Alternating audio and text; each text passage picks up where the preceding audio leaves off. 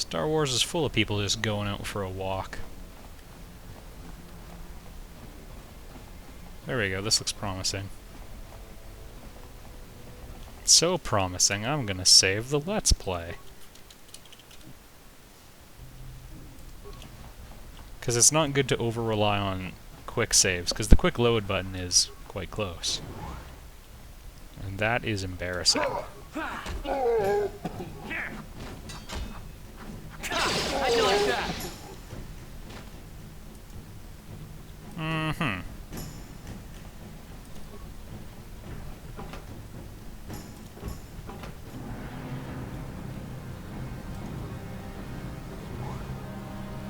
Garage Head's desk. Maybe we can do something fun here. Oh.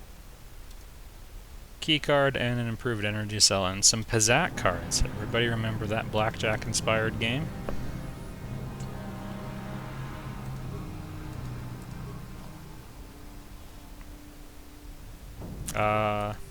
Mission is unfortunately my expert hacker. I could be. Yeah, I know those are worth it. You can kill the enemies in there by doing that. Not really worth it. I'm in here. We don't want to overload that terminal. That will kill me. This we want to get to. And we want to kill everyone in that room.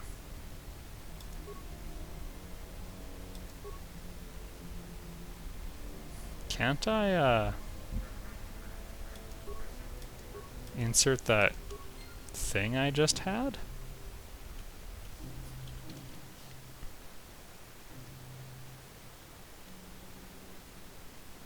Anybody? I mean, I've got the head key car. I guess maybe it'll just let me open the doors now. Sure. I don't want to have to do the open security doors thing. That's a lot of spikes.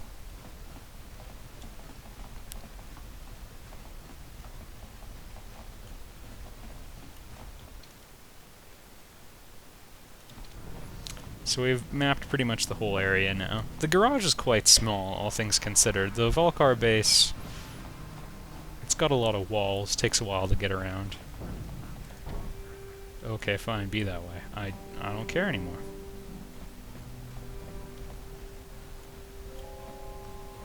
I wonder if I picked up some sort of data pad that would help me.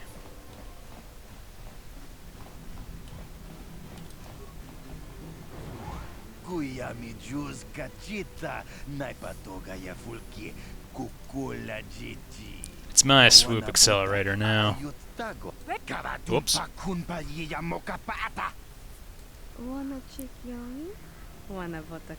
Uh-oh, a femme fatale, everybody.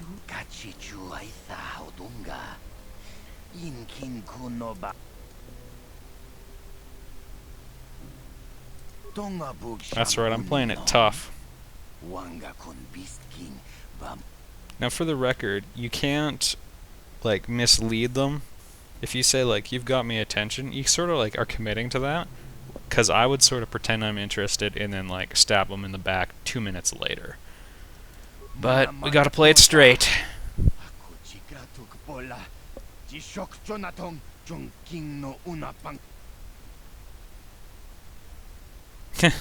Yeah. But no, we're gonna play it Boy Scout style. Kill them. Kill them all. What a misunderstanding we're having. What I'm gonna do is back up and chuck a frag grenade or two. I think that'll work pretty well. Oh, not that well, actually. And mission got hit pretty hard. You know what we haven't done in a while? Spammed med kits. You know, like in the good old days. How'd you like that?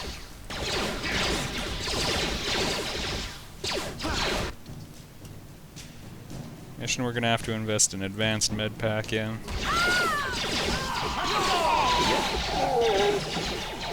It's always a little bit of a choice to decide which one of those two you're gonna go for right away. You've got one who's harder to kill but is more of a threat, and the other one is easier to kill and less of a threat. You know, the only bad choice is to sort of switch back and forth, kind of like what I did. But it all ended well enough.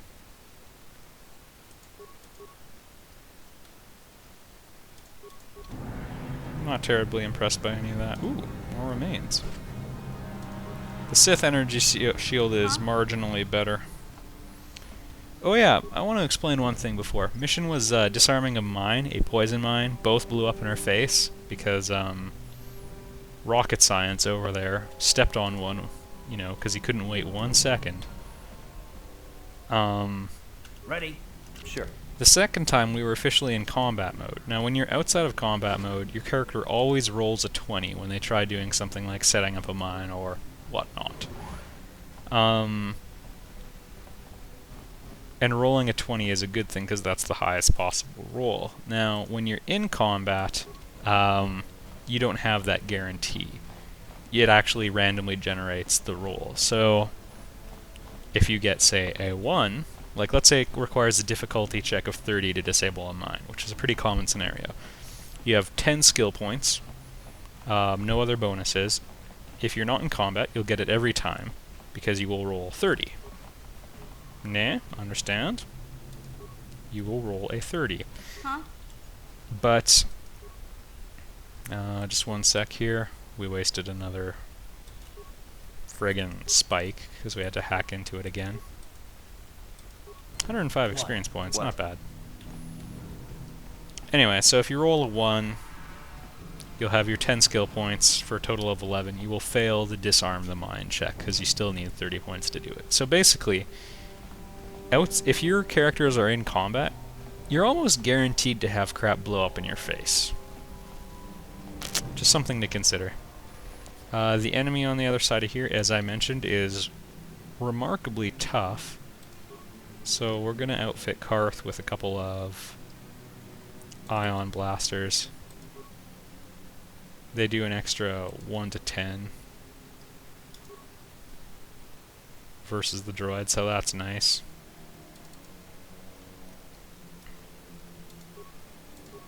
And you know what everyone needs? An energy shield.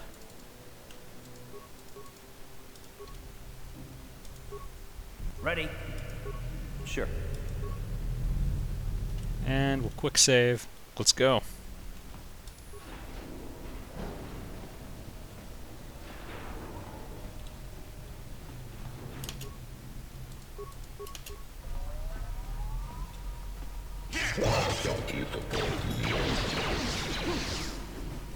Yeah, here it comes. Here it comes. You asked for this! He'll do that a lot. As a matter of fact, I'm gonna back off and chuck a grenade at him. An ion grenade, to be specific, because that'll hurt him quite a bit.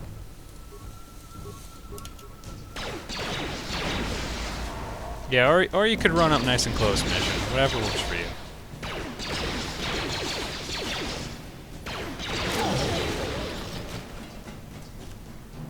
What a brilliant display of tactics on their part.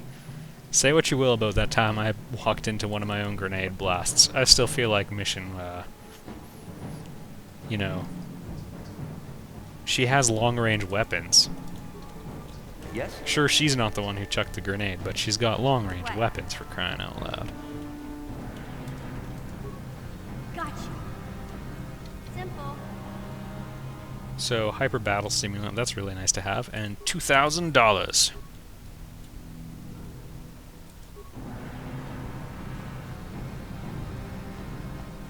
And yeah, I think we're pretty good here. So now you can just head to the exit of the base, actually. I think you gotta take the elevator up, but... yeah.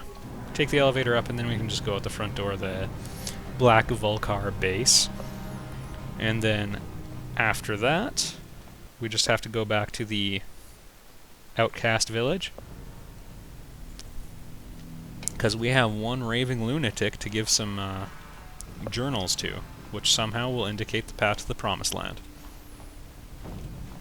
Now, he didn't have those journals before. So I don't know how we can be certain what the content's in since the owners are all dead, but... Again, that Rukil guy isn't motivated by rationality, I don't think. Not that I'm skeptical of, like, every single religious person out there, but he seems like a crazy one, you know? I suppose their culture lends itself to a lot of pie-in-the-sky thinking. So, unfortunately, we have a bit of a walk ahead of us.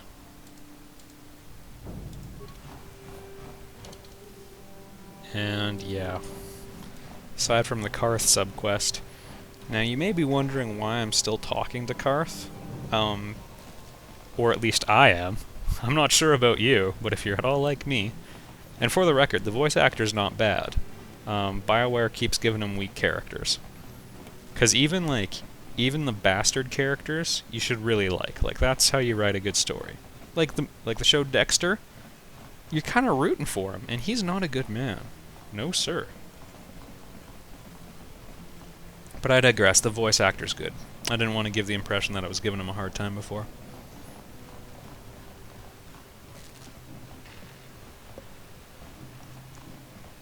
So anyway, we're gonna go visit our friend the religious zealot, and then I think it'll all be for naught, but we'll see what happens.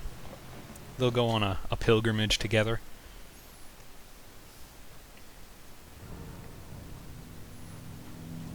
Also, I can get everyone's hit points back. That'll be a nice... that'll be a nice thing that could happen to me. You amaze me. I always thought the surface dwellers couldn't care less about us outcasts, but you risked everything to help those infected villagers. I wish I had some type of reward to give you, but we outcasts have nothing. All I can offer is the gratitude of the entire village. I need healing. Now, everybody try not to read into that whole exchange. Greetings once more, Upworlder. Do you bring news of my apprentice? Have you discovered her fate and proved yourself to be a true savior of my people? See, even if you just tone down the type of language he's using. Ah. It is as I feared, then. She joins the list of those who have given their lives in the service of our How many cause. people have you sent to their death, man? Though I am saddened by this news, there is yet hope. By finding my apprentice, you have proved yourself worthy, Upworlder. You are to be the beacon on our path to salvation. You will guide us to the promised land. Okay. You are marked. I am old. Oh no, I thought I did this. The great city century. From what I've... But the poor rebellion was crushed in the end. Many brave men and women. What did you expect? If they... Now legends tell of a self-sufficient colony Here we go. founded just before the famine and lost during the Civil War. A paradise beneath the Undercity where droid servants tend to every need. For many years I searched for the promised land, just as my grandfather and father did before me. When I became old and gray, my apprentice continued the search on my behalf. Sounds like a myth to me. Something to give the people here some false hope to cling to so they don't go mad with despair. I'm inclined to agree with Karth, unfortunately. At its location. Okay. I know my thought Here you go. be true. Is it possible that at long last the dream of my father and grandfather before him will be fulfilled? I can hardly bear to look. I really hope the rats didn't get there Yes, first, of man. course. Now I understand. It all makes sense. Now I see why the Promised Land has been so hard to find. It is so obvious. You have done a great thing, Upworlder.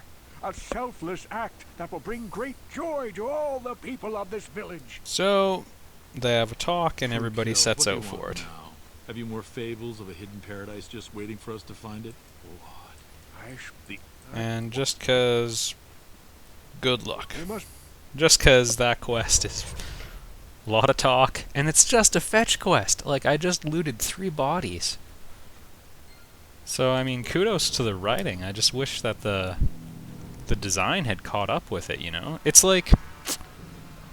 It's a problem, people. That's the only way to put it. It's a problem. If you have really epic music, but not an epic scenario, it's cheesy. If you have a really epic story, but not an epic quest, again, fromage. You gotta keep things on the same level-ish, or close to it. And I mean, it's not like every quest has to be save the entire galaxy, right? There's more, that's not the only type of epic out there. Sometimes even saving one person who you have a personal connection with. That's more significant. Like, take the show 24. In the first season, they're just trying to prevent David Palmer from being assassinated. And he's a good man, and you like him, and you want good things to happen to him, so you really don't want him to get assassinated. After that, you know, it was always nuclear bombs, and then chemical weapons, and then another nuke, and, you know, one person you give a crap about is much more meaningful than a faceless mob. Because I've met the average person, and man, they're awful. Just terrible.